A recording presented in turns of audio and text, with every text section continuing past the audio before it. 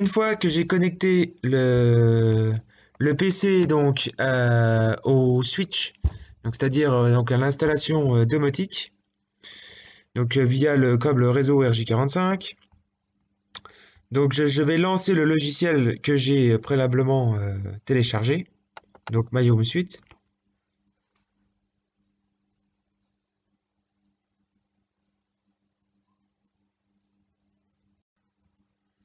Ok, donc on va tout accepter.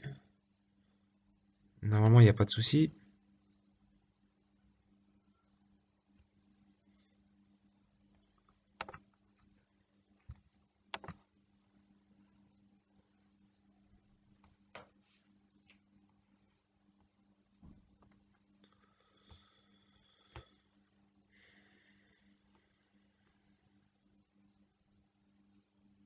D'accord, donc à mon avis, il a été déjà installé sur cet ordinateur-là, c'est pour ça qu'il nous propose déjà une désinstallation. C'est pas grave, le truc, enfin, la démarche reste la même.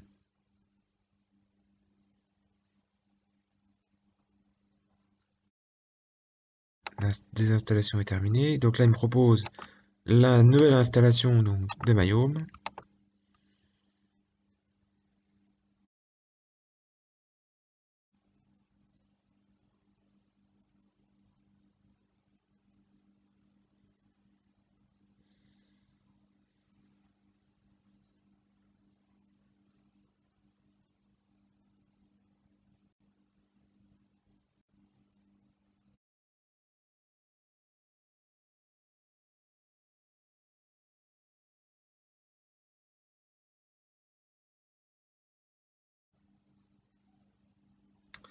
Donc il y a bien l'icône qui s'est affichée sur le bureau. Donc on va attendre qu'il termine.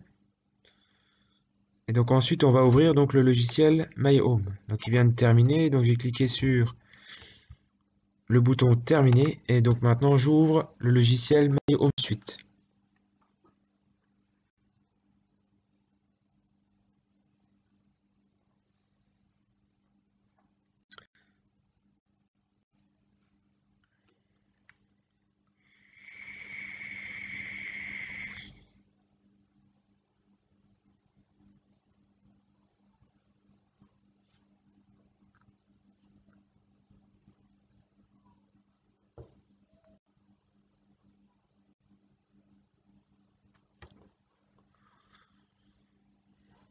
Donc on arrive sur la fenêtre de base qui apparaît, donc on va vérifier que la langue est bien en français et donc on va cliquer sur nouvelle habitation.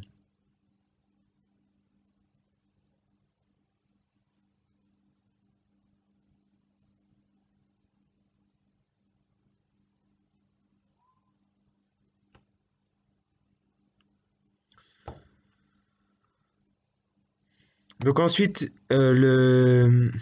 donc en haut à droite, donc sur la fenêtre en haut à droite, on a l'adresse IP par défaut donc du serveur web de MyHome avec le port 20 000. Donc ça, on ne doit pas bouger.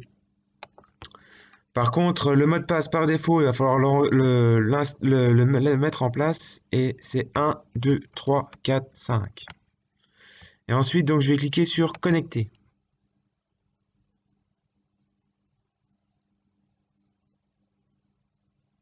Donc là, il a réussi à se connecter. C'est parce qu'on a renseigné donc l'adresse IP par défaut. Mais si c'est pas le cas, d'accord, si nous n'arrivons pas à nous connecter, donc il va falloir renseigner donc une adresse IP. Donc pour cela, donc on va aller dans les paramètres réseau.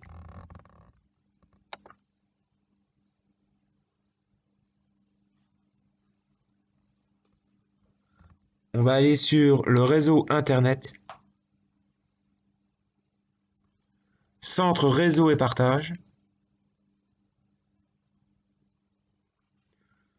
Ensuite, donc là, on a une connexion filaire. Donc on va aller sur la connexion filaire et on va aller dans les propriétés de la connexion filaire.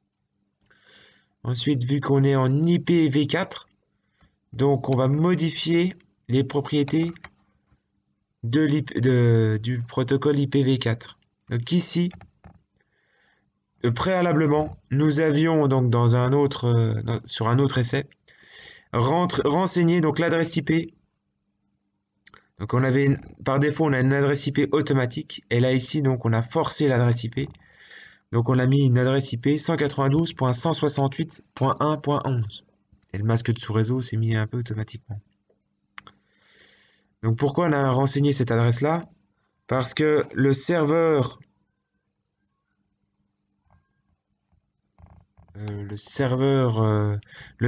web, il a une adresse donc de 192.168.1.35. Et donc en renseignant cette adresse, donc normalement, si vous refaites une tentative de reconnexion, ça doit fonctionner.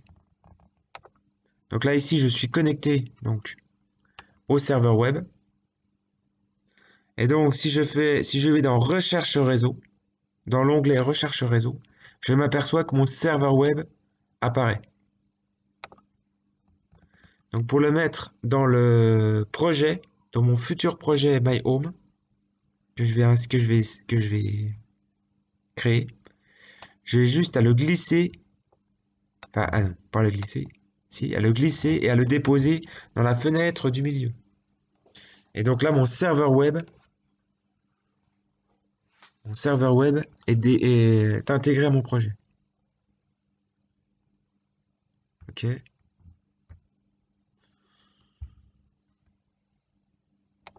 Ok, voilà.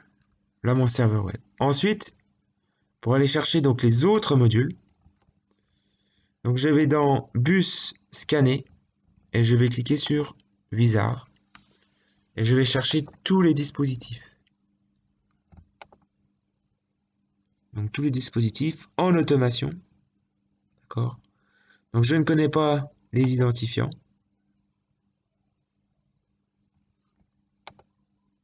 Donc là, je cherche tous les dispositifs et je fais activer scan.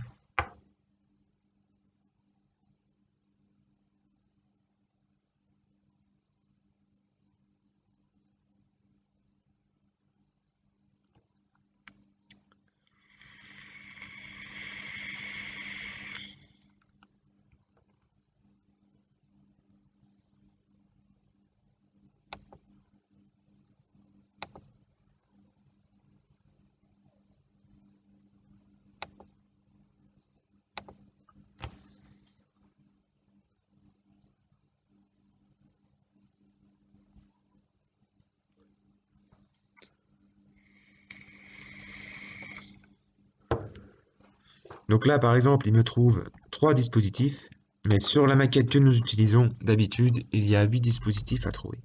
Donc là, il y a peut-être un petit souci, mais voilà. Et ensuite, donc chaque module que je veux intégrer à mon projet, je les glisse et je les dépose donc au centre de ma fenêtre. Et voilà. Et là, ils sont intégrés au projet et on va pouvoir commencer à les paramétrer. Voilà.